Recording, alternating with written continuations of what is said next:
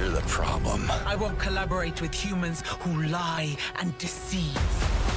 Ça, c'est le jeu vidéo Outcast 2 A New Beginning. Et vous ne le savez peut-être pas, mais derrière ces personnages virtuels, il y a une vraie personne qui les a incarnés. C'est Julien, qui est comédien. C'est quoi ton problème? Ça te fait chier que je sois heureux? C'est ça? Et on retrouve donc tout de suite Julien, ici à la salle Nadja Team, qui va nous parler donc de son métier de comédien pour le jeu vidéo.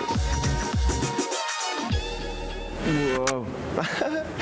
Je m'appelle Julien de Broyer, je suis comédien maintenant depuis 2008. J'ai fait donc beaucoup de théâtre, des séries, du cinéma, du doublage. Vous m'avez certainement vu dans la web-série RTBF Il reste encore du houmous, dans la série Ainsi qu'en soleil et dans une bonne ribambelle de pub. J'adore ce mot ribambelle. Le jeu Outcast New Beginning, c'est le deuxième volet d'un jeu qui est sorti en 1999 et qui a été créé par le studio Apil, un studio belge. C'est un jeu d'aventure et d'action qui suit l'histoire en fait d'un personnage qui arrive dans un monde parallèle. J'ai travaillé en tant qu'acteur sur ce jeu pour interpréter des personnages. On doit être de bons mimes, on doit être de bons interprètes et surtout être précis dans les mouvements qu'on montre et qu'on fait. On doit tout faire de manière un tout petit peu exagérée. Quand on marche, on doit marcher comme ça. Quand on appelle quelqu'un, on doit l'appeler comme ça. À la base, en fait, on a reçu un scénario comme un film et on a dû étudier ce scénario, apprendre tous les mouvements qui étaient liés au texte qu'on a reçu. On jouait beaucoup les personnages annexes, tous les petits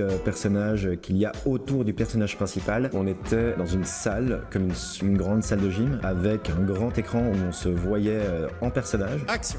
On nous a mis des capteurs un peu partout sur nous. On avait un ingénieur qui était directement en train de programmer l'image du personnage sur l'écran qu'on voyait. On a des fausses armes, on a des faux arcs à flèches. On devait jouer les ondulations de l'eau qui passait en dessous de la barque, rejouer un peu les vagues.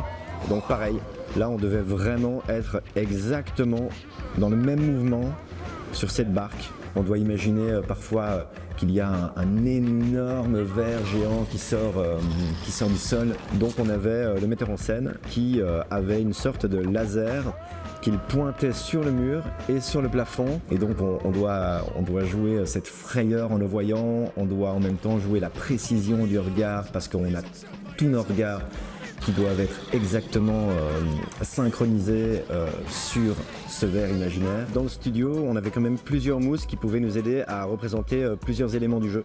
Donc on avait des mousses pour représenter une charrette ou on avait des mousses pour représenter un cheval.